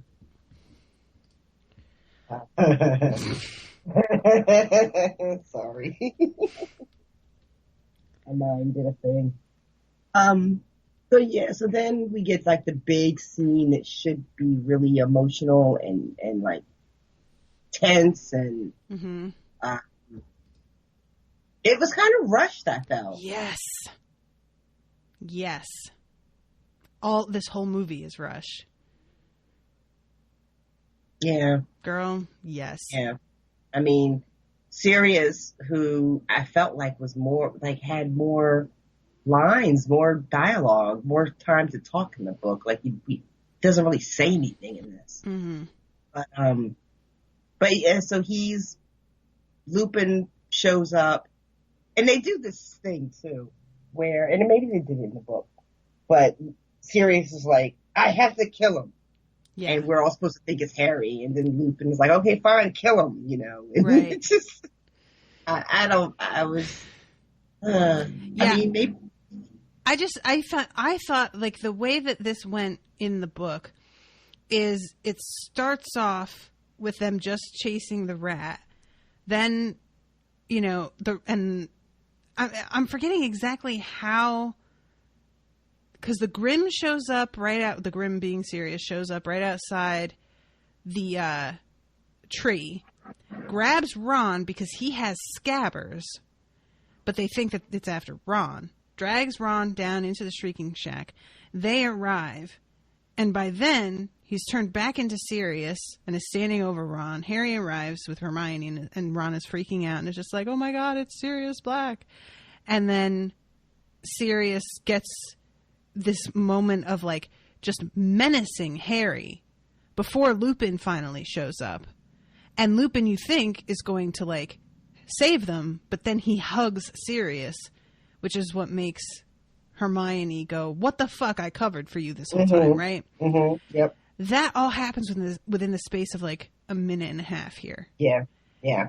There's no like build up. The scene starts at 11 and stays at 11. So the initial tension that they built is so high that when the tone doesn't change, it feels too much. It's unsustainable at that level. They don't ramp it up. They don't have a moment of, oh, thank God Lupin's here. Wait, what? They don't do that. It just it goes so quickly that you can't even process and have a change in emotion before they're showing you the next thing. Yeah, I agree. This scene in the book for me was, because, we worked so hard to get to it. Mm-hmm. And when everything comes out, it's, there's so much information. Lupin being a werewolf, Scabbers being fucking Peter Pettigrew, Sirius being a dog, it's right. A lot of big reveals. And here, everything, like you said, is just so fast. They walk in expecting to find a dog attacking Ron, and it's a fucking full-grown man there. Mm-hmm. And, we don't even get a what the fuck for that, because then Lupin's there and he's a werewolf, and it's just, Yeah. Yep. Go ahead. I don't mean to keep going back to this Buckbeak thing. But what is so hard about this? I don't get it. No. It's not that anymore. But it is the scene. So when they are doing the time term, when they're back, right? When it's just Ron, just Harry and Hermione. Does Dumbledore, is he acting? Can he see them? Is he like covering for them? I'm confused. Okay, so rewind and ask again.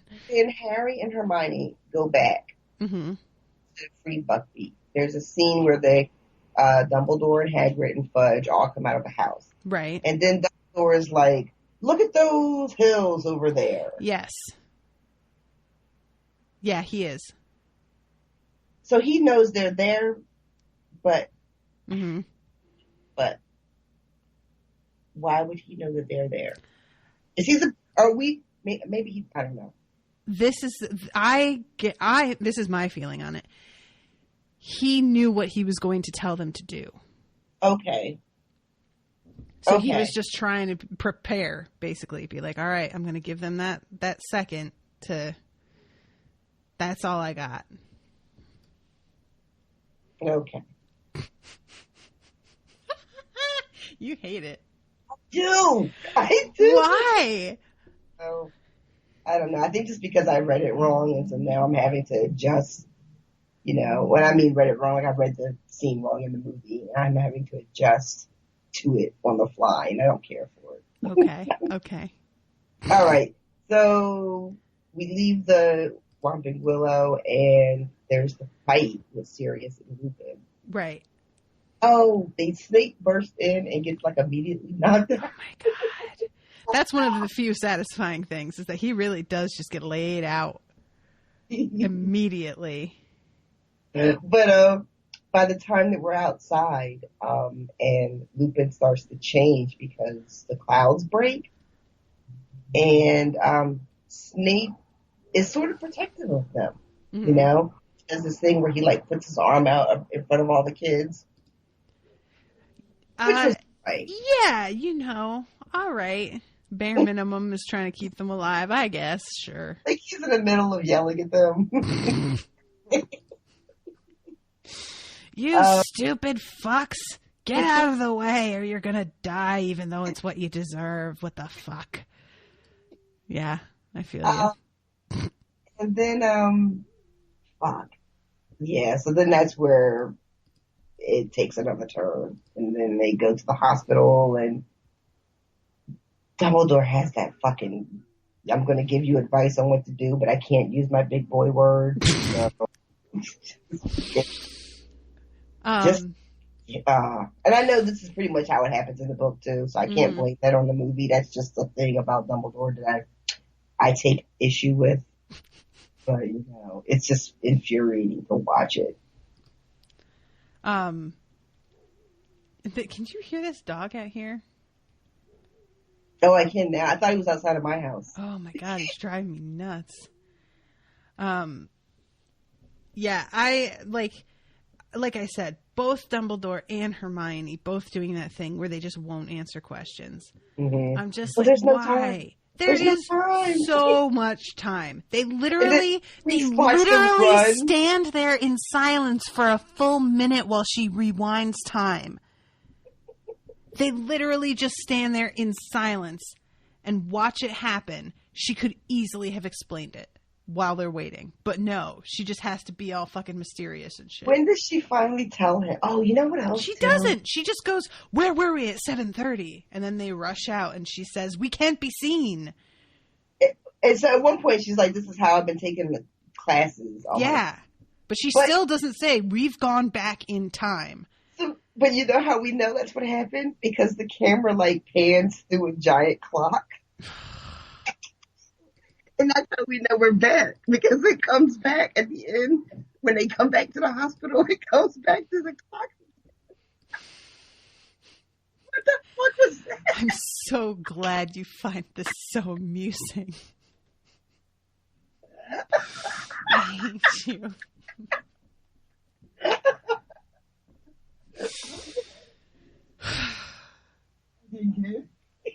Do you know how many people are like, it's really thematically clever because he cuts to clocks throughout the movies to give you a hint as to what's to come? Get the fuck I have out seen so many people applaud this choice. Like,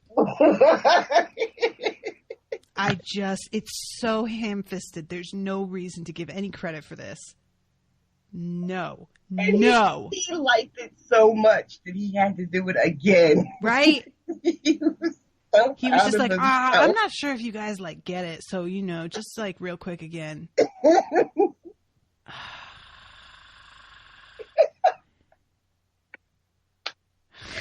Oh, God. I really did laugh so hard. Oh, I get so mad. I cannot excuse laziness when I can come up with an idea better or simpler or more straightforward with 30 seconds of thought. I just can't let it go. These people are professionals. They're being paid millions of dollars, at least hundreds of thousands of dollars.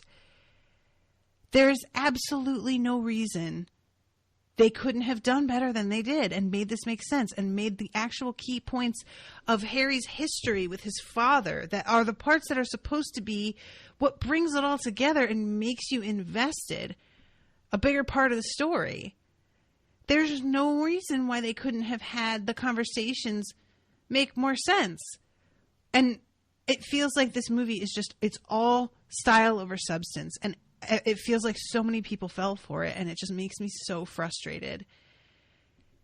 Oh, my God. I just went over to look and see how the movie was received. Because you said at the beginning that people love it. Mm-hmm. And people gave it an A rating. It's got a 91% on Rotten Tomatoes. Told you. It was the second highest grossing movie of course it was, because it is a fucking Harry Potter movie. But yeah, it's got really good reviews, and someone called it a triumph. Someone else called it a darker, more complex, rooted in character. No, the opposite. There's no rooting in any character at all. What are you talking about?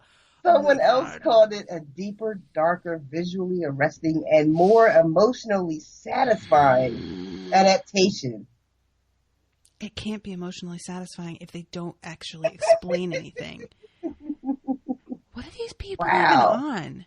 Not only is this Dazzler by far the best and most thrilling of the three, it's a film that can stand on its own, even if you've never heard of the author. If you didn't read the book, would you have any fucking idea what was happening? Not only would I not have any idea, I would not care. I wouldn't give a fuck. I just get wow. I'm so angry. I'm so angry right now. And on. These reviews are bananas. Oh, and the director is not afraid to make a darker film and tackle painful emotions. What emotions? Emotions. I'm sorry, guys, but the most sincerely. emotional thing that happened is when I thought Buckbeak died. It was RoShawn's mistake. Oh my God. I just don't understand what I feel like we had to have watched different movies. How can they even make that kind of assessment? Yeah. What? These reviews are glowing, and it just goes on and on. And these are by like pretty big names, like names I recognize in the world of critics. I'm so annoyed. Yeah, well, what are you gonna do? Be mad. I'm gonna be mad. Listen, I mean, emotion. Nothing has time to breathe. There is no emotional impact, really, in this movie. The one moment that they try to be like, he was their friend, which is so poorly acted that it made me laugh outright in the theater when he yelled it.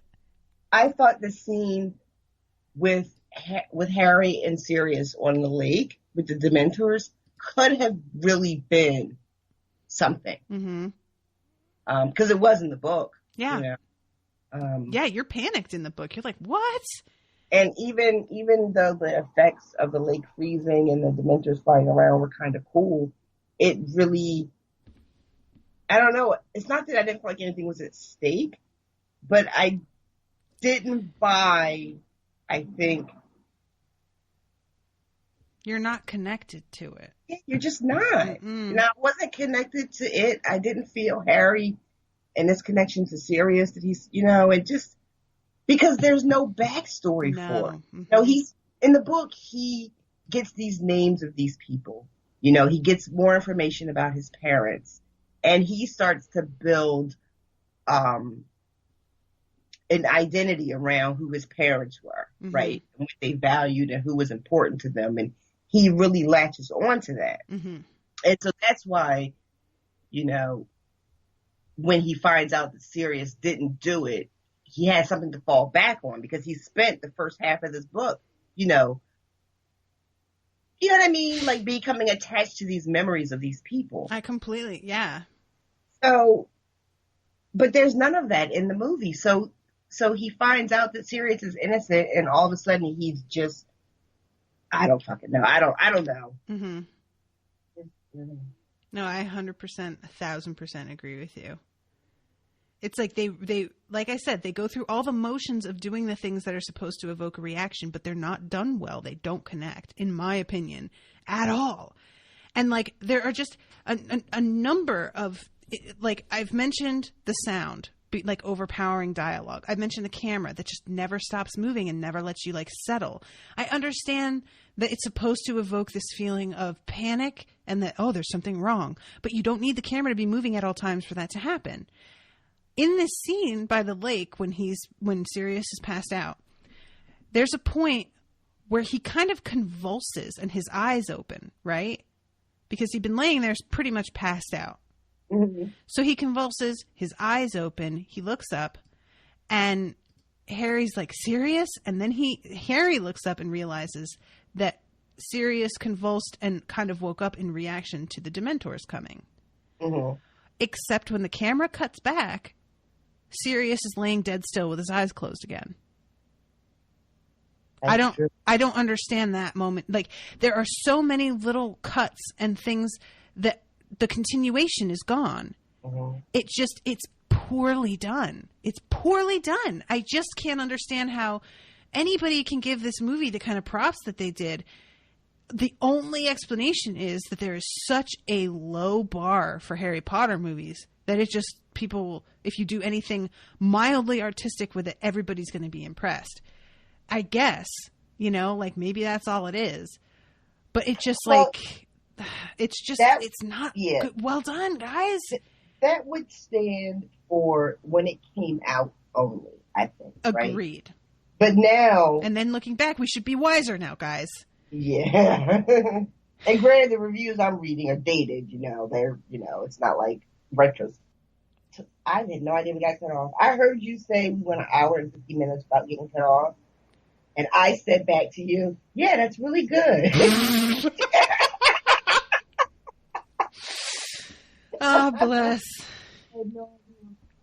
I was saying that, the reviews I read are from the time. So if people are in retrospect still thinking that these reviews stand, I don't know what to say to that. Mm-hmm. I mean, if you're saying all of this to this movie because you only have the first two to compare it to, then maybe. Even that still doesn't make this a good movie. That just makes this a different movie than you get seen in the first two. Right. That's all. It just marks like a departure. Mm-hmm. But if you're now in 2017 still saying this is like the best movie or one of the best movies, I need you to tell me how. So that we can argue with you for 20 minutes. Yeah. Like, I'm very much of the don't tell me how, because I'm not going to agree with you, and you're just going to get mad, and I'm going to get mad because I'm going to be like, how do you not see this? How do you not see what I'm seeing? Yeah, I'm just, I don't, as a rule, I generally don't get into long back and forths about anything on the Facebook. But, I mean, if people have, like, why they love it so, and you feel like, jotting a few things down in the group, go ahead. I mean, I'm not going to be like, you're wrong. I would just be curious to hear. I mean, you don't have to. I will. I'll be like, you're wrong. Mm-hmm. Well, no one's going to tell me if they know you're going to come tell me that they're wrong. I love it. I think it was Leighton who was like, say it's just flat out was like, and everybody is wrong. And somebody's like, we're not wrong. We just have different opinions. And she just wrote back, that's the joke. And I was just like, I mean, yeah, you're wrong, though. It's fine. Just be wrong. Just sit there in your wrongness. It's no big deal. Just live with it. Just live with it. Just come to terms. Oh, God. Well, I mean, what do I have to look forward to in the next ones? All right. So here's how it goes for me. The fourth movie is in many ways as infuriating as the third movie. They leave out weird stuff. They add weird stuff. They make the thing that's supposed to be the biggest mystery of the entire book completely obvious from the very start. So you're going to be mad about that. The third one the fifth one and the sixth one, I can honestly say I do not have any idea how you're going to react. I really don't. Like, there is one particular scene in, I believe, the sixth one that makes me fucking furious because it never happened, and it changes so much that the fact that they just threw it in there like it was no big deal blows my mind. In the sixth one? Yeah. And that's Half-Blood Prince, right? Yes. I think that's the one that they threw that scene into. It's a scene with Bellatrix. But other than that, I don't remember having strong reactions. I really, really like the seventh movie, which is the first movie of the final book. And that is a very controversial opinion. Do you like both of them? I like both of them, but in my opinion, the first half, and a lot of people complain that they felt the first half was too slow. In my opinion, all of the movies cram too much in. So the fact that that one is slow allows you to feel what the fuck is going on. And there is this, when they're dealing with trying to find the Horcruxes and everything, it is a drawn out it's a drag. And it is. And it's a sad, like, the whole thing is really upsetting. And I think the first movie does that vibe really well. And, like, hammers home that they are alone and people are dying. Literally out there dying while you're out here fucking camping, kids. Get it together kind of thing. And so I think it's just the most emotionally impactful of all the movies. But I'm kind of in the minority on that. A lot of people hate that one. Oh. So I think it's just really, it comes down to like what gets you. And for me, the tragedy of what's going on with the Half-Bloods and the Muggle-borns is really fucking upsetting. And I think that they like kind of zero in on that a little bit more in that movie because they have the time to do it and not just have it be about Harry all the time. It's not like they go to POVs of, you know, Half-Bloods or whatever, but it's discussed enough that it feels like it means something. And it's not just a story centered about this one dude. You get a much bigger sense of the world and how it's impacting everyone. In my opinion, again, but we'll see. Fourth movie's garbage. I'm really excited for you to watch the fourth movie. You're going to be so mad. I can't wait, honestly. No, I don't want that to be garbage. Oh, no. You should, when you finally sit down and watch it, we should do it together and like chat back and forth on the group so that we'll have some kind of notes that we can like refer to once we start recording because, you know, we're going to watch 3 movies and talk about all 3. By the time we get to the 6th movie, we're going to have forgotten some of what we were. All right, we should. So and I think we should do that. Guys, today I watched all 3 of the movies. Like I watched Harry Potter all day like a fucking chump. So I will not do that again because I died a little inside. It was a lot to take. I wouldn't recommend it. 7 hours of Harry Potter. It's not for the weak. I was just like, why is she doing this to herself? So I will schedule it next time. And we should, we'll schedule it so we can watch them together and we can chat back. Yay. All right. All right. So yeah, the next one is we're going to, do one a month, guys. So it will be a little while, but hopefully this has been enough to sate your insatiable lust for Harry Potter content.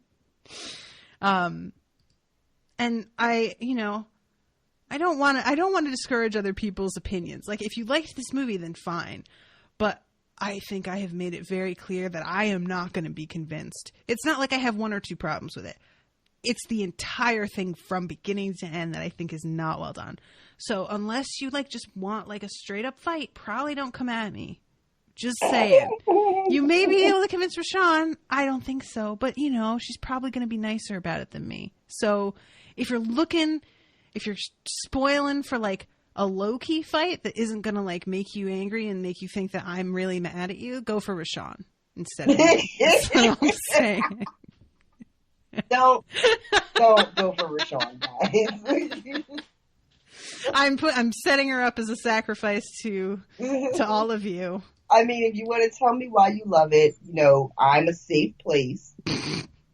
But if you want to tell me why I should love it, good luck. Enjoy being in your wrongness again. I'm only going to respond with gifts. That seems appropriate to me. I don't know. But yeah, so, all right. So this was, trying to see how long we were actually recording, but I think we did almost 2 hours. I had to hang up on part of it. So now I totally thought it would be 45 minutes to an hour. That we talked about this? I thought it would be about an hour-long podcast. Wow. Yeah, we went for a while longer. We had so much heat in our hearts. I mean, this is we have hinted at some of this when we did the regular podcast, but you hadn't seen it to understand. So it was just me rambling while you sat there going, okay. Trying to be I mean, I'm sure your point is valid. I can't really add anything to this conversation. So it just means a lot to me that I finally got to do this with you and that you validated everything that I felt about it. I just feel so much. I feel like we really now we've bonded over Harry Potter. Now you understand Well, I hate that I had to go through this, but and everybody, I'm sorry if you wanted us to love these and came on here getting excited to hear us talk about it and only got, some sadness. But I mean, I'm not that sorry. So I'm sincere. I'm sorry you only got sadness. You knew that you were going to be delivering sadness. I mean, I warned everybody that we were going to be delivering sadness. Like, I straight up said, y'all know that I mostly hate the books, right? Like, I try to be as upfront about it as I could. Oh, you mean the movies? Yeah. Oh, my God. Listen to me. Right? I was like, what is happening? Oh, my God. That's what I did see in the group. What? Arnold Weasley. Oh my God. Why do I do that all the time? I did that on one of the podcasts. I kept calling him Arnold too. And I know that I called him Arnold in something and then I edited it before I posted it. I saw and I went, wait, Arnold doesn't sound right. Oh my God. I call Arthur Arnold constantly. I do not know why. You know why that's so funny to me? I mean, one, it's hysterical. But also, and this is super random, but on Happy Days, that is not how I expected this to start. Okay. You know the place they all hung out, like the sandwich shop or the malt shop or whatever? Yeah. Okay, it had two names. It was Arnold's and it was Arthur's. Really? Yes. And why did it have two names? I get them really confused because there was two different owners. There was an Arthur and an Arnold. Oh. And I get them confused all the time. Oh my God. I feel a little bit better now. I almost feel like I was set up to fail a little bit. I feel like you were. Right? So just know there's a long history of confusing Arthurs and Arnolds. It's part of being an American. That really does make me feel better. I can't lie. Yeah, I know. Miles corrected me and I was like, I was just like, how can I show my face around here? And you want to go to Harry Potter World in a couple of months. And you wanted to be my latex salesman. All right, everybody. Well, we love you dearly. This is going out to everybody who donated to the GoFundMe. Yeah. We love you more than we love those movies. Listen, that just goes without saying. I mean, Christ. I just get so irate. Not even the word. But yeah, I'm just really thankful for all of you because I can't believe I'm looking at it right now. We have raised, hold on, I'm trying to pull it up here. I don't even want to hear it out loud. Why not? I don't know. We have raised $2,305 so far. And I had raised the goal initially because I was going to do the live recording and I needed to pay for the room. Now it looks like we're not going to do the live recording because they want $1,000 for 4 hours, which is insane. So whatever you donate is going to go straight to me and RoShawn having a good goddamn time. And I hope you all are all right with that. I have a feeling you are, since practically half of the people who left messages with their donations, the message was, have a drink on me. So I think we could just, do what they asked. I mean, that's what they specifically said they want us to do with their money. Who am I to stand in the way of the desires of a generous donor and supporter of the show? I am still, I have hang-ups. You do. But I'm so tickled and appreciative and grateful for everybody that donated. And just thank you guys so much. And that's why I watched 7 hours of Harry Potter today, because you guys deserve it. Yay. Yeah, so that much we at this point have enough to pay for the hotel, all 3 of our tickets to the park, and we'll have about 400 roughly 400 left over for incidental stuff. That's just huge. Like, guys, you Yeah, I just wouldn't have been don't able know. to go, like, with what happened in my personal deal. Mm-hmm. I wouldn't have been able to make this trip without everybody. There's just no way. Same. I mean, we each had like a weirdly specific setback that I won't get into that caught us quite off guard. And we had thought that we were all set. We were and like not. just whatever, the GoFundMe was just going to be like a cushion, but we had everything covered. Mm-hmm. And then we had nothing covered. Nothing covered. Then everything fell out from underneath life us. happened and was like, yeah, no.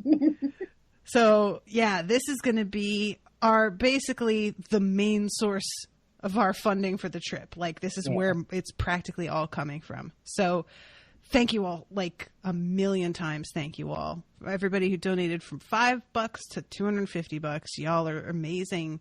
And watching this like grow steadily is just incredible. It's incredible. So you guys are great. And I'm really excited to give you 2 more podcasts of us hating on shit so that you can enjoy just straight up. You just paid for Haterade, and I hope you're happy.